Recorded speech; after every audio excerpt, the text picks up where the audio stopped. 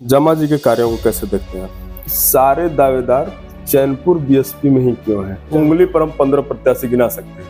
आप कभी सपा के भी मजबूत सिपाही रहे हैं, कभी जेडीयू के भी मजबूत सिपाही रहे हैं, आज बीएसपी के मजबूत सिपाही बन रहे हैं। अगर आप एक सीट जीत भी जाते हैं यहाँ पे, तो सरकार में क्या आपके बातों को सुना जाएगा? मेडिकल कॉलेज आया था चैनपुर, प्रस्तावित था। अगर मैं चुनाव लड़ता हूँ तो नुकसान तो नहीं होने वाला। अब एक क्या तय खुला है तो मुख्यमंत्री जी बता सकते हैं, प्रशांत किशोर जी बता सकते हैं। 10 साल कहाँ थे आप? इतना लेट क्यों हुआ पार्टी ज्वाइन करने में? गारंटी है कि आप भी जीत कर पार्टी में रहेंगे। इस प्रकार का मंदिर अभी भारत में नहीं है। 200, 300, 500 करोड़ तक स्वीकृत माता मुंडेश्वरी के हैं। 5 करोड़ का भी कोई बजट बता दीजिए। वन विभाग का करोड़ों रुपया में टेंडर कभी नहीं हुआ, विभागीय काम होता है। और उसको वनवासी नहीं तोड़ते हैं, तो फिर वो वन उत्पाद जाता कहाँ है? मतलब अब अधौरा का जीवन भगवान भरोसे है। आजाद समाज पार्टी आपके वोट में सेंध लगा रही है, इस बात को आप मानते हैं? आपकी नजरों पे चश्मा लगा रहा है तो मैं खोल दे रहा हूँ। आपने नारियल देखा होगा। आज जिसका इंटरव्यू करने आए हैं हम लोग, उनका व्यक्तित्व और नारियल का व्यक्तित्व लगभग बराबर है। और इसलिए मैं बोल रहा हूँ, नारियल ऊपर से बड़ा सख्त दिखता है और जब उसको खोलते हैं आप, एक मुलायम और रसीला और मीठा गड़ी निकलता है उसमें, इसको हम लोग खाते हैं। पत्रकार हूँ और बदकही इस बात के लिए जाना जाता है कि आपसे जो जरूरी सवाल है वो सारे हम पूछेंगे। और आज जो बदकही का एपिसोड आप देखेंगे, इसमें आपको एक तिलस्म दिखेगा। तिलस्म 1952 में जब चैनपुर विधानसभा से स्टार्ट हुआ था इलेक्शन होना, चुनाव होना, वहां से और 2025 में कैसे गणित बदला है और कैसे समीकरण बदले हैं, और आज जो भूपति बने हुए हैं, मठाधीश बने हुए हैं, कभी कभी वो भी उन आंकड़ों के उलझन में फंसे हुए हैं। उन सारी बातों को आप आज के इस बदकही में आप देखेंगे। आज हमारे साथ बेहद ही जुझारू, सौम्य, लेकिन थोड़े से आलसी प्रत्याशी आलोक कुमार सिंह है। मैं आलसी इसलिए बोल रहा हूं कि पहला चुनाव इन्होंने 2015 में लड़ा और दूसरा चुनाव 2025 में इन्होंने लड़ा। तो हम सीधा सवाल इनसे करेंगे कि 10 साल आप कहां थे? सर, पहला सवाल हमारा आपसे ये रहेगा कि आप चैनपुर विधानसभा से लड़ रहे हैं। 4 ब्लॉक हैं यहाँ पे, चांद, चैनपुर, भगवानपुर और अधौरा। आपके लिए तो आसान रहता भगवान लड़ना, 2 प्रखंड है बस। फिर चैनपुर का मन क्यों बनाया? चैनपुर मेरा घर है, लेकिन चैनपुर विधानसभा के लोग पहले से हम लोग जुड़े हुए हैं। मेरा घर है भगवानपुर, चैनपुर विधानसभा में आता है और यहाँ के लोग बहुत प्यार करते हैं, इसलिए मैं यहाँ से चुनाव लड़ रहा हूं। ठीक है सर, जब आप प्यार की बात करते हैं तो आप एक बार अपना प्यार 15 में दिखाए और फिर 25 में मौका मिलेगा तो आप दिखाएंगे। 10 साल कहाँ थे आप? 10 साल कोई जरूरी नहीं है कि आप अगर राजनीतिक जीवन में या चुनाव नहीं लड़े तो ही आप नेता हैं। मैं सामाजिक जीवन में था और मैं लोगों के बीच था, लोगों से काम कर रहा था। 2020 का जहां तक आप बात किए, मुझे कोविड था, उसमें कोविड हुआ था और वो स्थिति नहीं था कि मैं जनता के बीच जा सकूं चुनाव में, इसलिए मैंने वो चुनाव छोड़ा। लेकिन मैं हमेशा जनता के बीच में रहा और लोगों से जो सामाजिक कार्य, मेरा जो दायित्व बनता है, जो मेरा सामाजिक दायित्व है, उसको मैंने हमेशा पूरा करने का यहाँ काम। तो सर, जो परिचय में हमने आंकड़े की बात की, थोड़ा सा हम आंकड़े पर आते हैं। जी। और आंकड़े पर आने से पहले एक सवाल, जो जेन्युइन सवाल है, वो मैं पूछूंगा आपसे। जब मैं मुन्ना पांडे, ओम प्रकाश पांडे का इंटरव्यू किया, आपके पार्टी के नेता हैं, फिर मैंने भान जी का इंटरव्यू किया, आपके पार्टी के नेता हैं, तो उस समय चर्चा चल रही थी कि आलोक सिंह भी टिकट के दावेदार हैं। और जब हमने उनसे पूछा तो बोले कि अभी तो पार्टी ज्वाइन नहीं किए हैं, पार्टी ज्वाइन करेंगे तो उनके बारे में हम लोग बोलेंगे। इतना लेट क्यों हुआ पार्टी ज्वाइन करने में?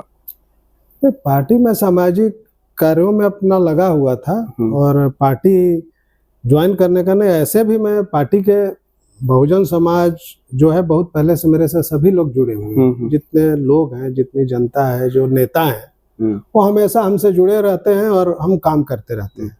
सभी लोगों का एक था कि आप बहुजन समाज पार्टी को ज्वाइन कीजिए।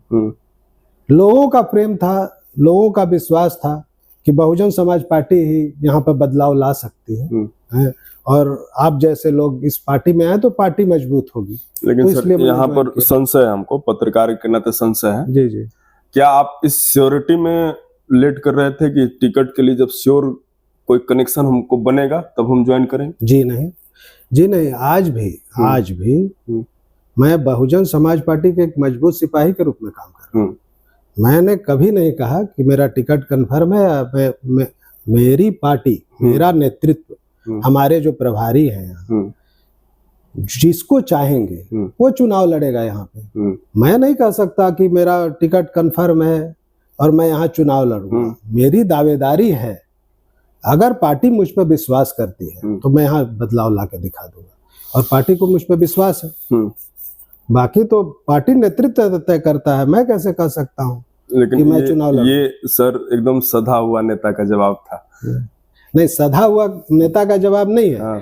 देखिए, कोई भी अगर आप पार्टी में आए हैं, और Bahujan Samaj party cadre based party है, यहाँ के लोगों के विचार में क्या है, पंचायत से लेके, सेक्टर से लेके, प्रखंड से लेके विधानसभा तक, सभी लोगों के विचार में क्या है, पार्टी सबसे अपनी बातें करेगी, सबको बुला के बात करेगी, लोगों के बीच में जाएगी, लोगों का जो मिजाज होगा कि कौन बदलाव ला सकता है, जो जनादेश जो चोरी हुआ उसका जवाब कौन दे सकता है, तो ये पार्टी नेतृत्व तय करेगा। मैं तो एक मजबूत सिपाही हूं, मैं कैसे कह दूंगा कि मेरा टिकट। ठीक है सर, हम आपसे बात आगे प्रश्न पे बढ़ते हैं। आपने बोला कि मैं बहुजन का मजबूत सिपाही हूँ, आप कभी सपा के भी मजबूत सिपाही रहे हैं, कभी जेडीयू के भी मजबूत सिपाही रहे हैं, आज बीएसपी के मजबूत सिपाही बन रहे हैं।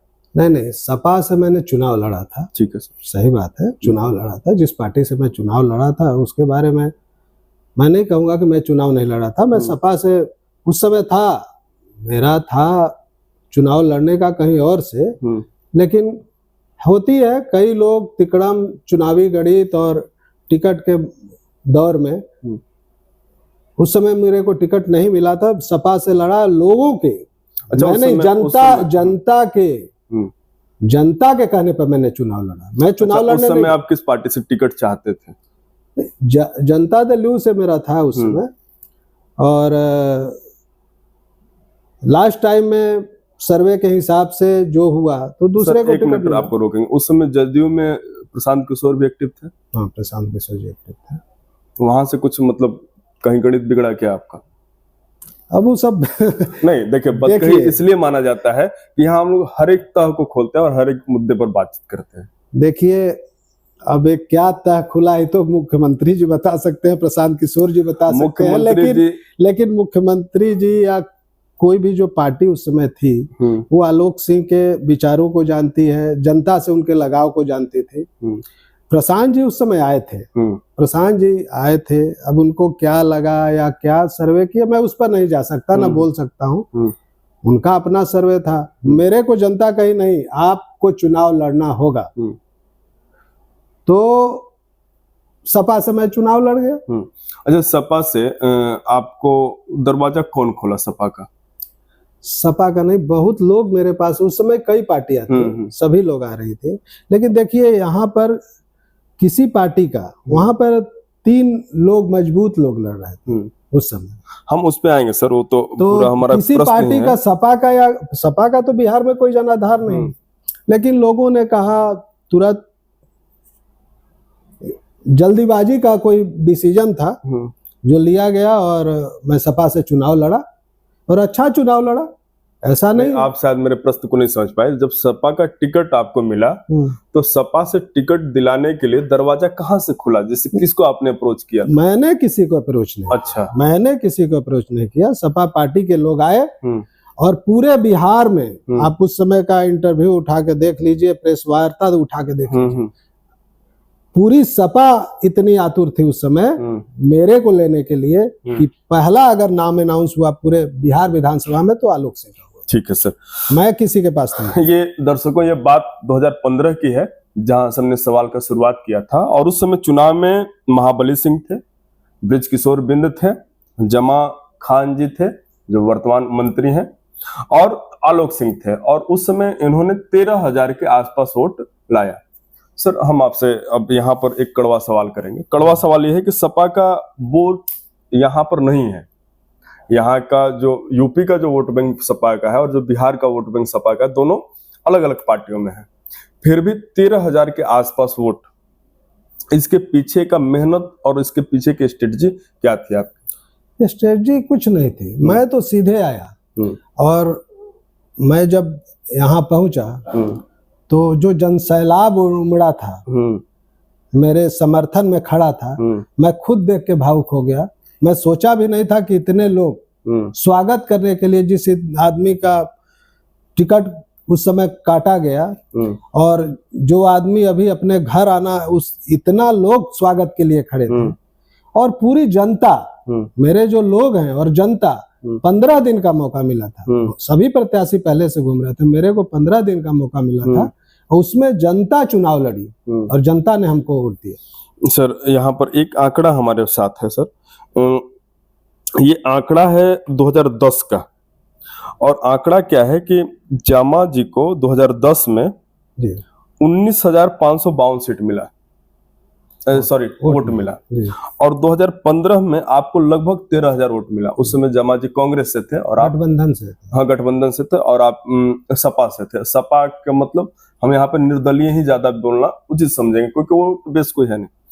सर बहुत ज्यादा ही कम अंतर रहा था उन लोगों में, तो आप हमको ये थोड़ा सा यहाँ पर ये समझाइए कि यहाँ पर ये भी हमको समझना है कि ये चीजें हुई कैसे। जैसे 4 प्रखंड है, चारों में सबसे मजबूत आप कहाँ पर थे? नहीं, मजबूत का मेरा देखिए पार्टी बेस का तो कोई कैडर बेस पार्टी थी नहीं यहाँ पे। मजबूत तो हम भगवानपुर प्रखंड में थे और बाद में बहुत कुछ समीकरण हुआ, उसमें बहुत कुछ समीकरण हुआ, कुछ हिंदू मुस्लिम किया गया, ये सब कर करके और 4 मजबूत लोग लड़ रहे थे। चारों मजबूत लोग थे, 3 तो हमारे ही प्रखंड के थे, बृजकिशोर जी, महाबली सिंह और मैं। उसके बाद भी मेरा प्रखंड सबसे ज्यादा वोट हमको यहाँ किया। कितना वोट मिला था? लगभग करीब 10,000 वोट यहाँ पर भगवानपुर प्रखंड में दिया था। तो जनता का जो विचार था, हम चुनाव लड़े। ठीक है सर, अब एक हम लोग आंकड़ा निकाल कर लाए हैं और दर्शकों जिस आंकड़ा का बात मैं इंट्रो में बोल रहा था तो वही बात है। 1951 में कैमूर में चैनपुर विधानसभा बना और उस समय भभुआ भी चैनपुर का हिस्सा था। 1952 से 67 तक सीट कांग्रेस के पास थी। 69 में सीट बद्री सिंह के पास चली गई, प्रजा सोशलिस्ट पार्टी के पास। फिर 72 से 80 तक बीजेपी से लालमुनि चौबे रहे। 85 से 90 तक परवेज अहसन खान कांग्रेस के रहे। फिर 90 से 95 पुनः लालमुनि चौबे जी बीजेपी से। फिर 95 से 2005 बीएसपी से महाबली सिंह। यहाँ आपको थोड़ा सा रुकना पड़ेगा, बीएसपी से। फिर 2005 से 9 तक आरजेडी का सीट रहा, प्रत्याशी के रूप में जीते महाबली सिंह। 9 से 15 बृजकिशोर बिंद बीजेपी से। 20 से 25 जमा खां बीएसपी से जीते लेकिन चले गए जेडीयू में। सर ये आंकड़ा हमको ये बताने का मतलब है। और बीएसपी से 2010 में अजय आलोक लड़े थे, कायस्थ समुदाय से हैं, उनको 23% के आसपास वोट आया। तो सर ये जो आंकड़ा दिख रहा है, इसमें ये दिख रहा है कि जब बीएसपी ओबीसी को या अल्पसंख्यक को सीट दे रही है अपना, तो जीत का परसेंटेज या जीत होता हुआ दिख रहा है। लेकिन जो ही इनके अलावा किसी को दे रही है तो फिर वो कैडर वोटर जो बीएसपी का वो ट्रांसफर नहीं हो पा रहा है। तो सर अगर मान लिया जाए कि अगर आपको टिकट मिलता है तो क्या इस बात का गारंटी है कि कैडर वोट आपके ऊपर ट्रांसफर हो पाएगा? जी जी, cadre vote Bahujan Samaj party जो है कैडर बेस पार्टी है। आप इसको ठीक से देखिएगा, अजय आलोक जी का यह बात, बहुजन समाज पार्टी का जो कैडर वोट है उस समय भी ट्रांसफर हुआ है। राजू पांडे लड़े, उस समय भी कैडर वोट ट्रांसफर हुआ, वो अपना वोट नहीं बना पाए। बहुजन समाज पार्टी का कैडर वोट बहन जी की जो निर्देश होता है, बहुजन समाज पार्टी का एक एक कार्यकर्ता उस निर्देश को मानता है। और दोनों लोग को आप जितना भी वोट निकाल के देख लीजिए तो अपना अगर लोग नहीं ला पाए तो वो पार्टी का मतलब नहीं है, लेकिन कैडर वोट हमेशा ट्रांसफर हुआ है। चाहे अजय आलोक जी उतना वोट लाए, तो बहुजन समाज पार्टी का वोट ट्रांसफर हुआ, कैडर वोट ट्रांसफर हुआ। अब हमारा क्या है कि हमारा अपना बेस है, मेरा अपना बेस है। आप भी आंकड़ा दे रहे हैं ना कि मैंने इतना वोट लाया 2015 में लाया था। ये 20 का आंकड़ा नहीं है, 20 में मैं चुनाव लड़ रहा हूं। उसके बाद बहुजन समाज पार्टी और हमारे लोग हैं, हमारा अपना भी है, और मेरे से कैडर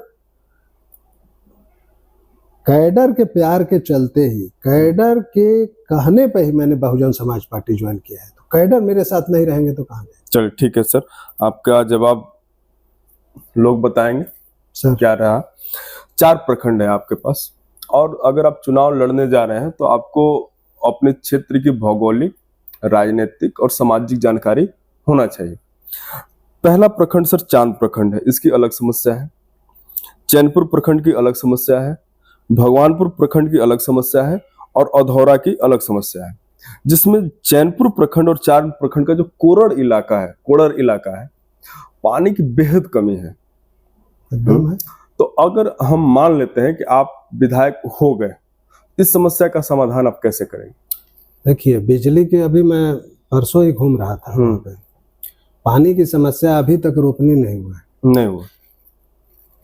पहले जो भी यहाँ जनप्रतिनिधि हैं, अभी वर्तमान में भी हैं, उन लोगों को बहुत आश्वासन मिला था कि मैं करमचट का पानी लाऊंगा। बिल्कुल, आज तक कुछ नहीं हुआ है। किसान बदहाल हैं, बिजली की वही समस्या है। 5-6 घंटा अगर बिजली रह जाए तो भगवान की मर्जी है, मशीन से ही उन लोग का जो है खेती बाड़ी होता है, वो भी नहीं चल पा रहा है। मतलब एकदम सूखा का स्थिति है वहां पर।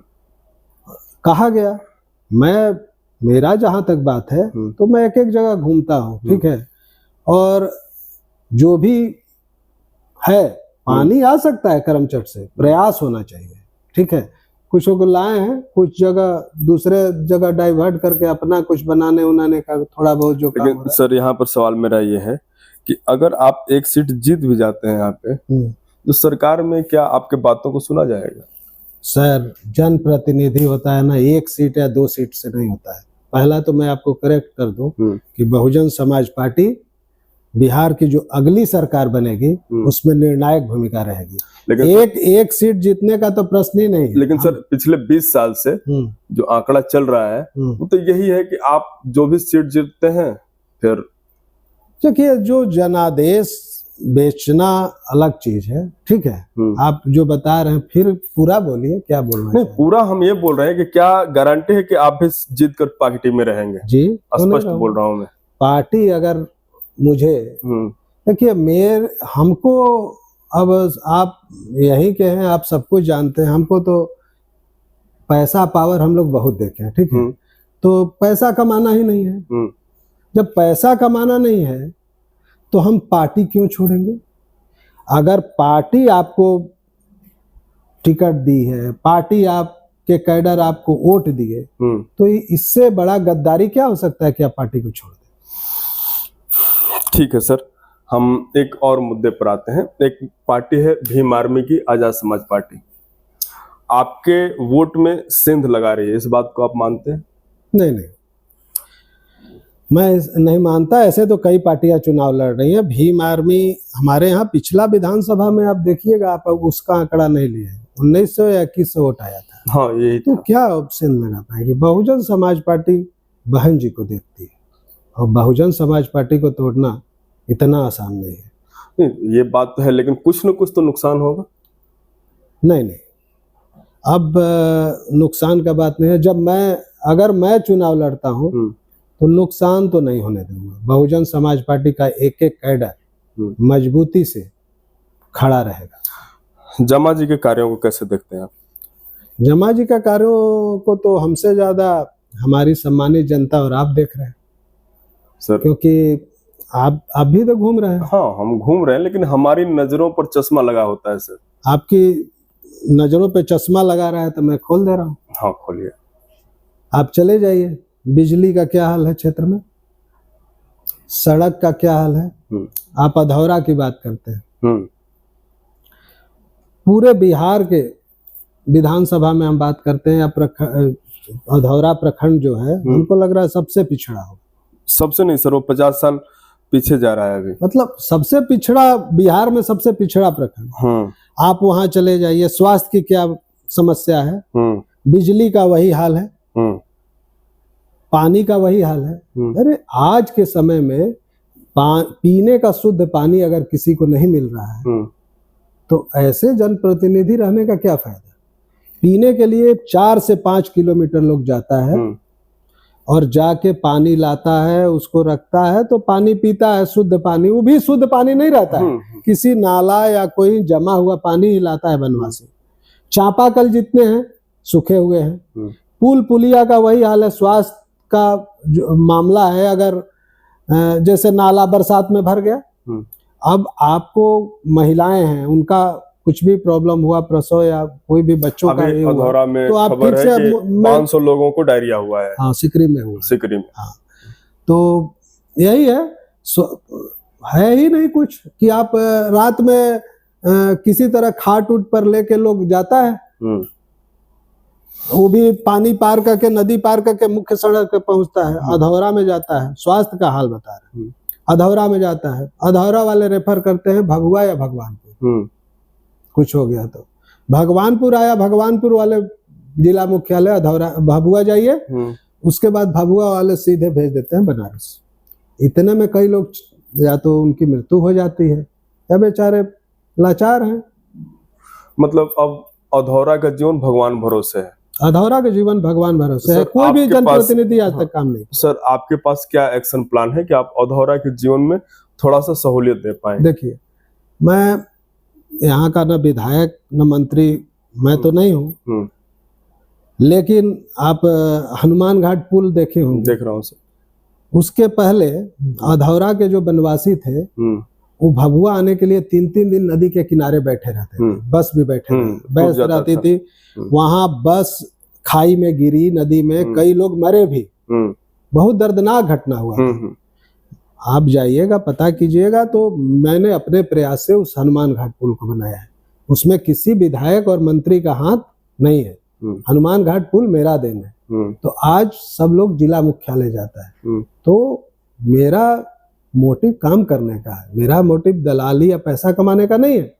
सर एक सवाल और मेरा अधौरा को लेकर था, ये मैं माननीय मंत्री जी से पूछने वाला था, आपसे भी पूछ लेता हूँ। सर अधौरा में वन कानून लागू है, सेंचुरी, और वहां है कि आप वन उत्पाद को नहीं तोड़ सकते हैं। जी जी। लेकिन वन उत्पाद फल तो अपना देते होंगे, जैसे आंवला है, फलता तो होगा एकदम, और उसको वनवासी नहीं तोड़ते हैं, तो फिर वो वन उत्पाद जाता कहाँ है? स्मगलिंग होता है, उसका स्मगलिंग हो रहा है, सीधा है। पहले तो बात है कि सेंचुरी खत्म करने के लिए जितने लोग हैं सभी लोगों ने वादा किया था कि हम बनते के साथ सेंचुरी खत्म करें। आप पूरा इन लोग का टेन्योर उठा के देख लीजिए, इन्होंने खत्म करने का तो बात छोड़िए, खत्म करने का बात छोड़िए, इन्होंने कभी मुद्दा भी उठाया इसके लिए कि वन सेंचुरी खत्म किया जाए? बिल्कुल नहीं। कभी कैबिनेट में आप मंत्री हैं, वर्तमान में भी मंत्री हैं, तो कैबिनेट में, विधानसभा में या किसी भी प्रेस मीडिया में आप देखें आज तक कि सेंचुरी हटाने के लिए कोई प्रयास किया? इसका खबर हम लोगों ने नहीं पढ़ा। ठीक है, आपसे सेंचुरी नहीं हट सकता था, आप बिहार सरकार में हैं, मंत्री हैं, आप अगर सजग प्रहरी रहते, चैनपुर के अधौरा के सजग प्रहरी रहते, तो कम से कम तेन, पियार, मकोह, आंवला, जो भी चीज मूल बनवासी वहां उसी से उनका जीवन यापन होता था, कम से कम उसका आदेश करा सकते थे। तो आपको फिर खत्म ही हो जाता है, उसका कोई वेस्ट होता है, उसका तो कोई मतलब है नहीं। तो होता क्या है, कुछ लोगों को तेंदू पत्ता, आंवला, बहेरा, मको, प्यार, तेन जो भी होता है, प्यार से जितना चीज है जा रहा है, तो अवैध व्यापार हो रहा है, लेकिन हमारे बनवासी को वंचित रखा जाता है। तो अगर आप किसी विधानसभा से जीतते हैं, आप जनप्रतिनिधि हैं, तो आपको देखना होगा, आपको उसके लिए लड़ना होगा। आपको जनता ने वोट दिया है, जनता विधानसभा में भेजती है क्यों भेजती है? किसी को पैसा कमाने के लिए नहीं भेजती है, जनता भेजती है कि आप जाइए, हमारे क्षेत्र का, हमारा जो मुद्दा है उसको उठाइए। सर 15-20 रोज पहले हम और हमारी वाइफ राजदरी देवदरी घूमने गए थे सर। जी जी। और यह कहते हुए मुझे शर्म आ रही है कि राजदरी देवदरी से बहुत बढ़िया वाटरफॉल हम लोगों के पास, बिल्कुल बिल्कुल, वहाँ कोई कुछ है नहीं, कुछ नहीं है, थोड़ी व्यवस्थाएं बढ़ा दी गई हैं सर। वहाँ जिस 4 व्हीलर गाड़ी से हम गए थे, 4 व्हीलर गाड़ी का 100 रुपया हमने दिया और पर पर्सन 50 रुपया हमने दिया। था क्या? कुछ भी नहीं, कुछ नहीं। यहाँ सर संभावना रहते हुए पर्यटन का, फिर यहाँ विकास क्यों नहीं किया जाता है? यह सवाल का जवाब दे लेंगे तो हम तुरंत सर मुंडेश्वरी के ऊपर आएंगे। देखिए, हमारे यहाँ पर्यटन, मैं कई बार और बोल चुका हूँ, पर्यटन की हमारे यहाँ अपार संभावना है। इतना सुंदर क्षेत्र, बिल्कुल सर, हमारा तिलहाल, अब मान लीजिए उसमें दूसरा कुछ विधानसभा भी आएगा, लेकिन करमचट हो, तिलहाड़ कुंड हमारा है, ठीक है, जितना भी यहाँ पर है, अगर करकटगढ़ है, जितना सुंदर, आप जाइए यहाँ तो फिल्म सिटी वालों से बात, फिल्म सिटी का निर्माण हो सकता है, फिल्मों का शूटिंग हो सकता है, और यहाँ के लोगों के लिए रोजगार उत्पन्न हो सकता है। अगर आप कोई इंडस्ट्री तो ला नहीं पाए, कम से कम इसका ही मामला उठाते और इस पर प्रयास करते।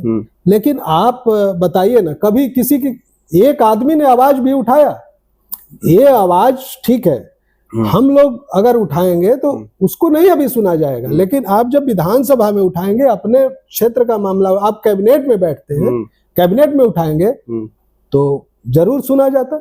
लेकिन उस पर कुछ हो ही नहीं रहा है अधौरा के लिए और पर्यटन के लिए। तो अब तिलहाड़ कुंड अगर उसको डेवलप कर दिया जाए आज के दिन में, तो हमारे लिए तो सबसे अच्छा टूरिस्ट स्पॉट हो जाए। बिल्कुल सर, लेकिन उस पर कोई ध्यान ही नहीं है किसी, तो उसको तो करना होगा ना, काम तो करना होगा। जनता का वोट देती है काम करने के लिए। सर अब आते हैं हम मुंडेश्वरी जी माई के ऊपर। जी सर, मुंडेश्वरी के ऊपर जब हम पढ़ रहे थे, एक इतिहासकार का भी हमने इंटरव्यू किया और इसे चैनल पे पढ़ा हुआ है। जी जी। और एक बड़े ज्ञानी व्यक्ति से हमारी मुंडेश्वरी में ही मुलाकात हो गई थी, उनसे भी हमने बात की। वो बोले कि इस प्रकार का मंदिर अभी भारत में नहीं है। लेकिन सर, इस प्रकार का मंदिर ही एक विंध्याचल मंदिर है, वो कहां से कहां डेवलप है सर जी। शुद्ध मंदिर जहां सात्विक बलि होती है, वह आज किस स्थिति में है सर? इसके पीछे मुख्य वजह किसको मानते हैं? देखिए, विंध्याचल माई का अपना है, किसी मंदिर पर हम लोग नहीं कर सकते, उनका माता का अपना है, मुंडेश्वरी माता का अपना है। लेकिन आप विंध्याचली माता चले जाइए, जहाँ सुविधा है, जितना वहाँ सरकार खर्च कर रही है, और सरकार ने जो माता के यहाँ वहाँ कॉरिडोर बना के भी जो काम कर रही है, वो बहुत अच्छा है। माता मुंडेश्वरी के यहाँ आप आ जाइए, 6 साल हो गया होगा, हम लोगों ने प्रयास करके कैसे भी अपना बात करके और रोपवे को यहाँ स्वीकृत करवाया। आज 6 साल हो गया, आज तक रोपवे में काम चालू नहीं हुआ। सर कहाँ वो मामला अटका पड़ा है? मामला वन विभाग है, ये है, सरकार सुस्त है उसमें, जनप्रतिनिधि सुस्त है। अगर जनप्रतिनिधि चाहता तो 3 से 4, इस रोपवे के बाद 3 से 4 रोपवे स्वीकृत हो चुका है, बन चुका है, चालू हो गया है बिहार में। लेकिन यहाँ के कोई भी जनप्रतिनिधि, बहुत अफसोस होता है हम लोग को कि माता के यहाँ का कभी कोई मुद्दा उठाया ही नहीं। माता मुंडेश्वरी भारत की नहीं, विश्व की गूगल में आप जाइएगा तो सबसे प्राचीनतम मंदिर है माता मुंडेश्वरी का। यहाँ पर तो जो विकास होना चाहिए था, ना सरकार सोचती है, ना कभी कोई जनप्रतिनिधि, जितना भी जनप्रतिनिधि हुए, सवाल ही बनी हुई है। यहाँ भी एक सवाल है, जो समिति बनी हुई है उसकी मंदिर में क्या भूमिका है सर? देखिए, मंदिर की समिति की जो मंदिर का व्यवस्था है उसको देखने का, विकास करने का, जो मंदिर का व्यवस्था है पूरा, पूजा पाठ से लेके वहां पर जो यात्रियों का व्यवस्था हो, वही सब ट्रस्ट करता है। अच्छा। और उसके आगे ट्रस्ट का कुछ नहीं है। अगर आप ट्रस्ट एक बार एक ट्रैक्टर मिट्टी बालू भी रोड पर गिराना चाहे ना, तो वन विभाग उसको रोक देता है, उस पर FIR करने के लिए थाना में जाया जाता है, और वन विभाग का पूरा हस्तक्षेप है।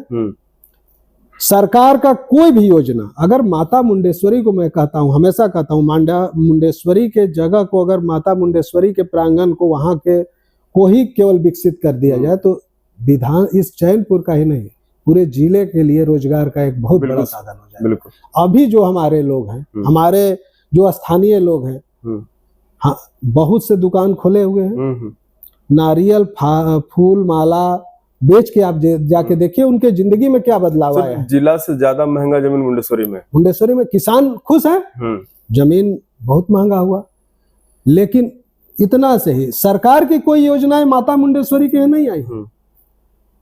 क्यों नहीं आई है? जनप्रतिनिधि सुस्त है। जनप्रतिनिधि सुस्त इसलिए है क्योंकि आप मीडिया से हैं, आप जाइए, आप कई जगह का देख सकते हैं उठा के 100 करोड़ 200 करोड़ धार्मिक स्थान पे स्वीकृत हुआ है और वहां काम चल रहा है। 200 300 500 करोड़ तक स्वीकृत हुआ। माता मुंडेश्वरी के हैं 5 करोड़ का भी कोई बजट बता दीजिए, इतने बड़े धार्मिक स्थल। इस सवाल तो इसमें है कि जनप्रतिनिधि कहीं ना कहीं सुस्त है। अगर मामला उठाता, कोई उठाया ही नहीं कि हमारे विधानसभा में या कैबिनेट में कहीं कोई उठाया ही नहीं आज तक कि हमारे यहाँ एक मुंडेश्वरी धाम है। वन विभाग का पूरा हस्तक्षेप है। आज के डेट में पार्किंग के लिए लोग आते हैं, बाहर से लोग आते हैं, रात में आके रुकते भी हैं। उन लोग के रहने के लिए जो हम लोग का विवाह भवन से चाहे जो भी बना है उसको भी वन विभाग पूरा चेक लिया है। यहाँ पे हम लोग का था कि आंदोलन भी जब हुआ, सब लोग मिल के किए, तो दाहिने साइड में हुआ पार्क बना लीजिए, कम से कम सामने का कहीं भी जाइएगा, पूरा भारत में आप जाइएगा, इस तरह का एकदम जो जमीन खाली पड़ी है यज्ञ के लिए या कोई कार्यक्रम के लिए रखा जाता है, उस जमीन को भी वन विभाग ने ऑक्युपाइड करके पूरा के पूरा उसमें पार्क सामने भी बना दिया। तो उसको भी यही लोग का, तो आप एक मुंडेश्वरी देवी के पास एक पत्थर भी लगाने जाइए तो आप FIR हो जाए। तो पूरा तेंदुपत्ता और तेनपियर गायब हो जाता है। वन विभाग ही ऐसा विभाग है, मैं तो पे आपके कैमरा बोल रहा हूँ, टेंडर नहीं होता है। सबसे बड़ा आज तक हम ये नहीं समझ पाए कि हर किसी काम का आज 5 लाख 7 लाख 10 लाख का अगर कोई बेरोजगार युवक टेंडर लेना चाहे तो उसका है लाइसेंस बना है, करता है, काम करता है, लेकिन वन विभाग का करोड़ों रुपया में टेंडर कभी नहीं हुआ है। विभागीय काम होता है, आप जाके देख लीजिए विभागीय क्या होता है। एक सवाल और है मेरा मुंडेश्वरी माता से, ये मंदिर अगर उत्तर प्रदेश में होता तो क्या होता?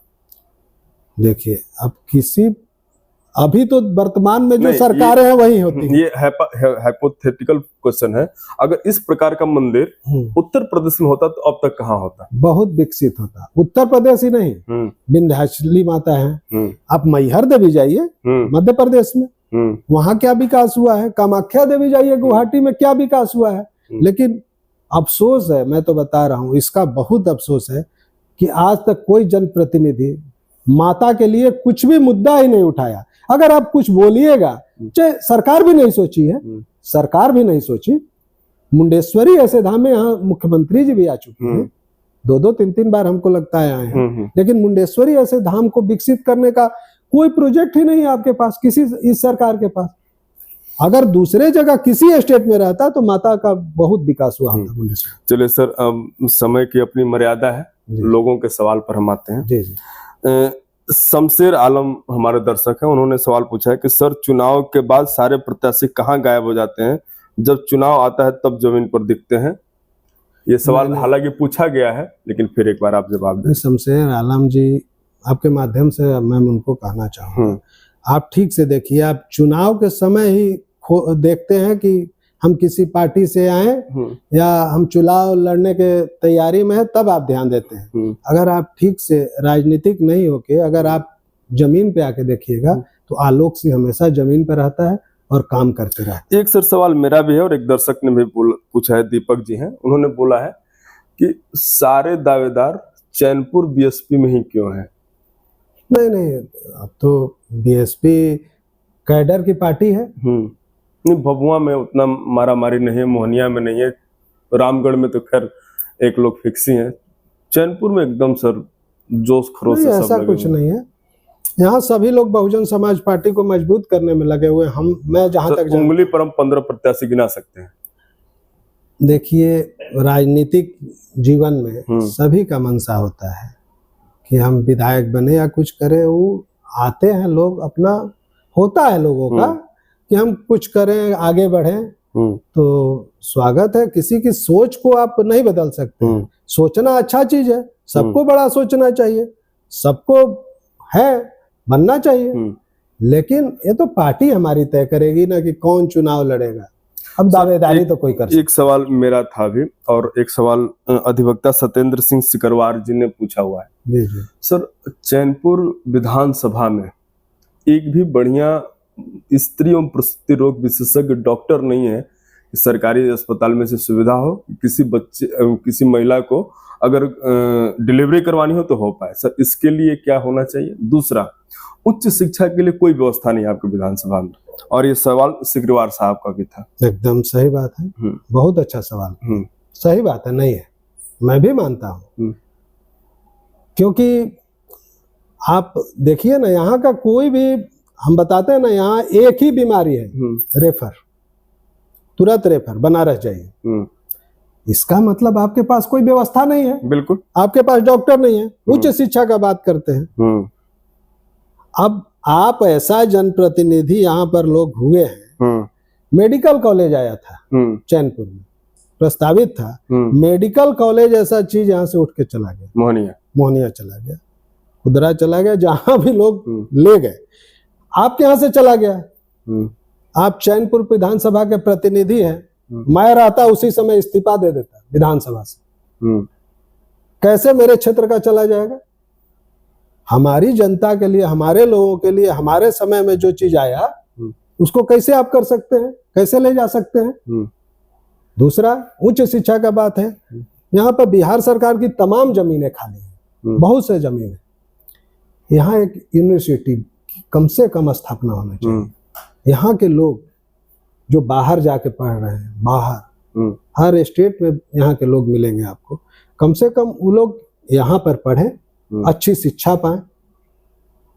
और दूसरा, रोजगार का मामला है। बेरोजगारी तो चरम सीमा पे है। यहाँ पर कभी भी किसी ने किसी उद्योग को लगाने के लिए कभी पहल नहीं किया। अभी का ही हम नहीं कर रहे हैं, आप पूरे जनप्रतिनिधि का उठा के देख लीजिए, किसी ने उद्योग लगाने के लिए कोई पहल किया यहाँ पे, या स्वरोजगार के लिए कि कोई स्वरोजगार का? अगर अधौरा क्षेत्र में आप देखेंगे तो स्वरोजगार के तमाम संभावना उपलब्ध, तमाम संभावना है। वही तो कह रहे हैं, लेकिन कोशिश ही नहीं किया गया। कभी कोशिश नहीं किया गया कि पलायन का वही हाल है। बहुत दुख होता है जब हमारे यहाँ के बच्चे, तो पूरा बिहार, पलायन तो पूरा बिहार से होता है, जा रहे हैं रोजगार के लिए बाहर जाते हैं। दुख यह होता है, आप जिसके नजदीक हैं उसको जानते हैं, हमारे गांव के अगल बगल के लोग जाते हैं बच्चे 10 से 12 हजार की नौकरी करने के लिए। वो महाराष्ट्र से लेकर, गुजरात से लेकर, तमिलनाडु से लेकर, सिर्फ वहां गाली खाते हैं। वहां तो उन लोगों को कितनी जलालत झेलनी पड़ती है, उन लोगों के मुंह से आप पूछ सकते हैं। गाली तो खाते ही हैं। कई बच्चों के साथ ऐसा भी हुआ है, 4-5 महीना काम करा के पैसा नहीं दिया, उनको बिना पैसे के वापस एक बिना टिकट के भी लोग भाग के घर में आ जाते हैं। 5 महीना जिसका परिवार इंतजार कर रहा है कि कम से कम आएगा, मेरा हस्बैंड गया है, मेरा बेटा गया है पैसा लेके, वो बेचारा खाली हाथ आता है। तो उसके ऊपर अगर कोई जनप्रतिनिधि नहीं सोचता है तो इससे गलत क्या हो सकता है? एक सर इंजीनियर अंजीश पटेल है जी, उन्होंने लिखा है कि सिंचाई को लेकर आगे का क्या प्लानिंग है, इनको आने से चैनपुर विधानसभा में खेती के लिए पानी पर्याप्त मात्रा में मिल पाएगा? आपको सिंचाई के ऊपर क्या आपका एक्सप्लेन है इसके बारे में? सिंचाई का तो व्यवस्था पूरा का पूरा लचर है यहाँ पे। सिंचाई का व्यवस्था हमारे यहाँ करमचट डैम है, उससे जो नहर निकलना है, कई जगह प्रयास ही नहीं हुआ है, कई जगह ऐसे रुका हुआ है। और कम से कम उसको ही ठीक कर दिया जाए तो आपका चैनपुर विधानसभा तो पूरा का पूरा हरियाली आएगा। उसके लिए काम करूंगा। चैनपुर के एक सजग प्रहरी के रूप में मैं हमेशा खड़ा रहूंगा और चैनपुर का हक कोई नहीं ले पाएगा। एक ओम प्रताप सिंह है जी, और थोड़ा सा मजेदार सवाल पूछे हैं जी। चुनावी समाजसेवी और वास्तविक समाजसेवी में क्या अंतर होता है, और वो जोर दिए हैं कि ये बात जरूर पूछ लीजिएगा। जी जी। वो जो चुनावी समाज सेवी होंगे ना, उनसे ही पाँच पूछना होगा, हम तो वास्तविक हैं। ठीक है सर। तो सर अब लगभग सवाल हमारे पूरे हो चुके हैं, आपको इंटरव्यू कैसा लगा इसके बारे में बताओ। नहीं, बहुत अच्छा लगा। आपने जनता के हर उस सवाल को उठा, मैं धन्यवाद करना चाहूंगा आपका। आपने जो चैनपुर की जनता का सवाल है, जो जनता अभी करा रही है जिस सवाल से, बिजली, स्वास्थ्य, शिक्षा, सिंचाई, बेरोजगारी, उसको आपने इतने अच्छे ढंग से उठाया, इसके लिए मैं आपका बहुत सर वंदे भारत समाचार जाना भी इसी के लिए जाता है। जी जी। और दर्शकों, हमारे साथ थे आलोक कुमार सिंह। कमियां जरूर हुई होंगी हमसे भी और हमारे अतिथि से भी, आप उसको इग्नोर करेंगे। इंटरव्यू को जरूर आप देखिए, आनंददायक होगा, और आनंददायक हो या ना हो, इंफॉर्मेटिव जरूर होगा। आपके प्रश्नों को हमने पूछने का प्रयास किया, जो प्रश्न छूट गए होंगे आगे पूछा जाएगा। नमस्ते, आप देख रहे थे वंदे भारत समाचार। एक बात और, लाइक, कमेंट और शेयर कर दीजिएगा।